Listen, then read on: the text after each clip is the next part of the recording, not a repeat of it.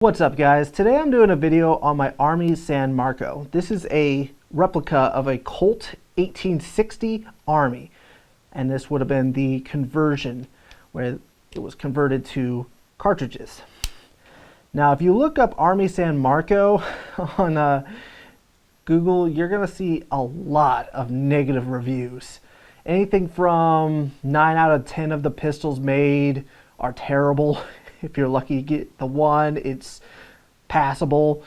One person said that the worst Italian-made pistols. I'm trying to think what else I remember seeing written about this gun.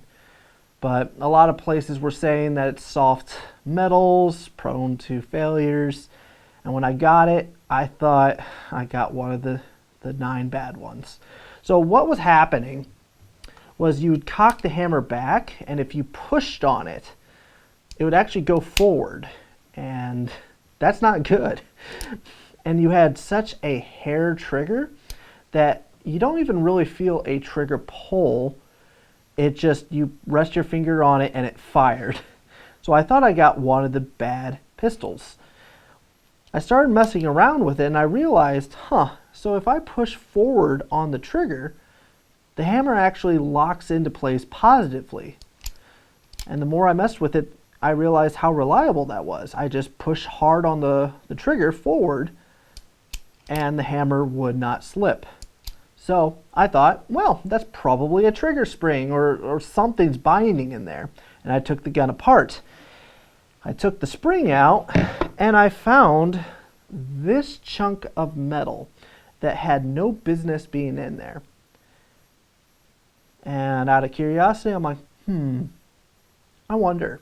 And I put the gun back together and it functions fine. So I'm guessing that there was a trigger job. It's just so weird for them to add material into the trigger assembly to make a better trigger. To me, that seemed a little weird, but it's very crudely made and almost looks broken. But it doesn't actually fit anywhere. Like, you look at all the parts look fine. This was a foreign object that somebody put in to give it a lighter trigger pull. And granted, it was pretty damn light. So light that sometimes you don't even have to touch the trigger. You just push on the hammer and it would fire. But as you can see, it works just fine now, and the timing seems okay. See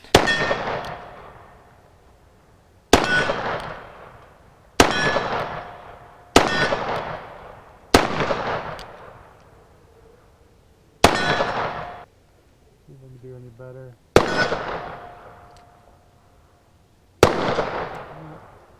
Not really.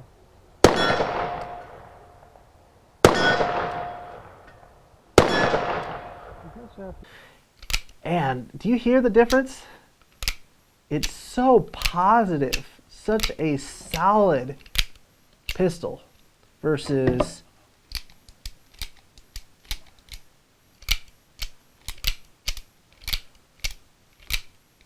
so part of me wishes that I had gone with a U-Birdie for this. Like, they're more money, but again, this was at the right place and it was cheap. So for that, I've actually had a lot of fun with it. It is a lot of fun to shoot. It still has a light trigger pull on it. You gotta be careful of.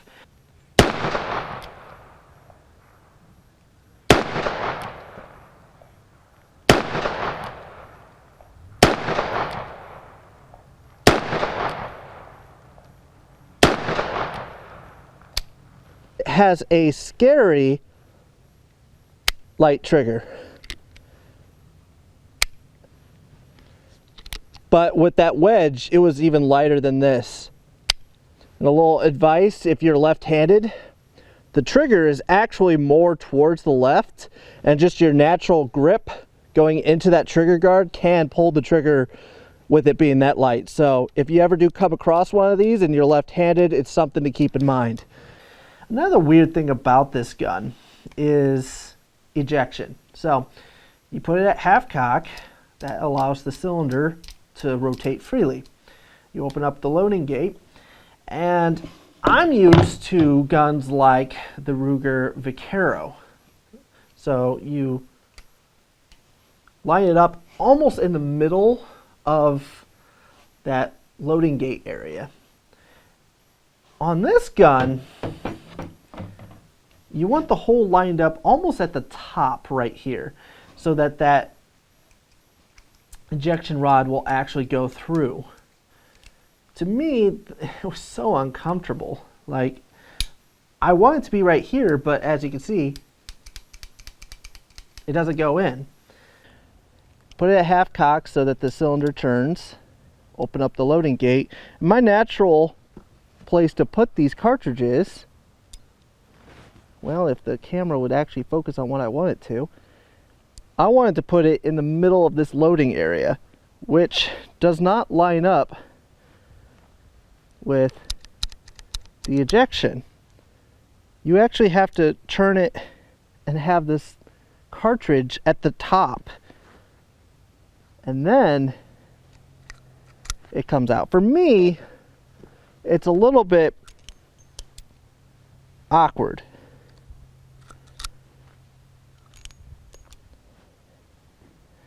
It just seems like it's going to scrape the top of that ejection area.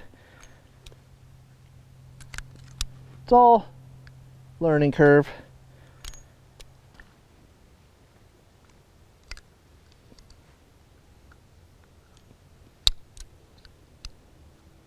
Sometimes they just fall out.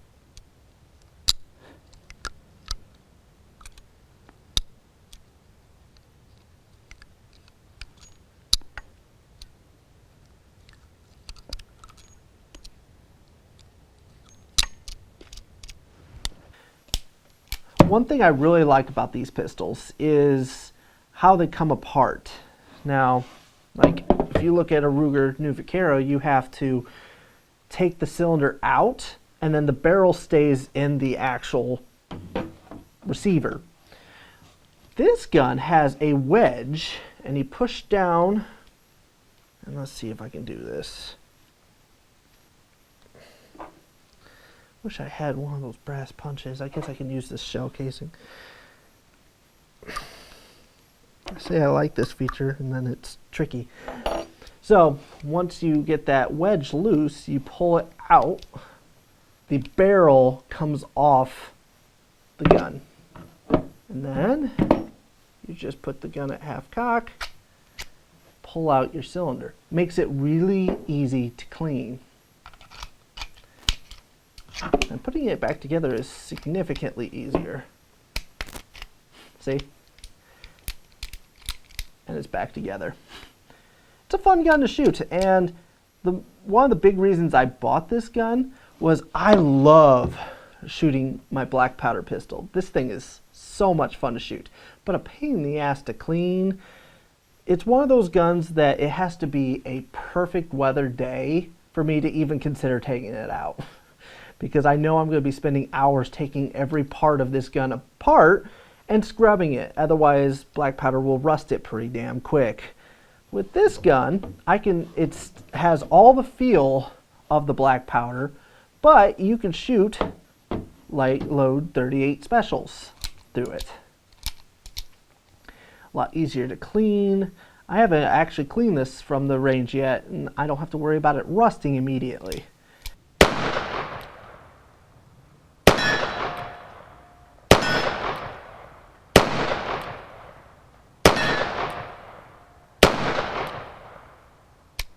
One of them was here. I don't remember which. Yeah, it's not a bad group. Can't complain about that. Yeah, me. we were shooting, we were having to aim basically bottom right before. We did some adjustment to the sights. Disregard that bullet. That was from, yeah, that was something different. But usually we were aiming kind of like right here to hit in the middle on the steel target.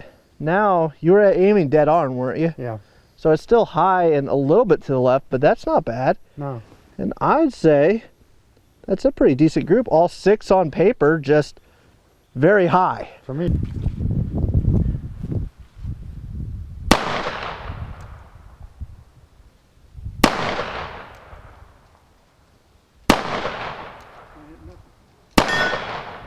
still.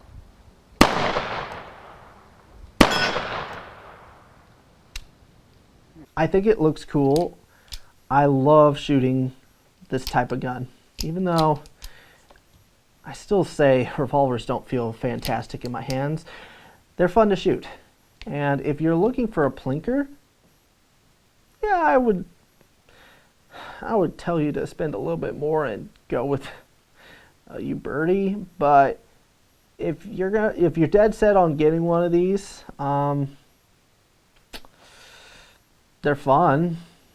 Hopefully you get a good example, because judging on what I've seen online, these were not well made. But anyways, I hope you guys enjoyed this. Yeah, I don't know what else I can say. I'm a little tired, and you could probably see it through the filming and the talking, because my English is fading. It's amazing. If you've never done YouTube videos, you don't, or at least done public speaking, when you get tired or you start overthinking things, saying coherent sentences get harder and harder. I hope you guys enjoyed that struggle. But anyways, stay tuned. Hopefully I'll have something cool for you very soon.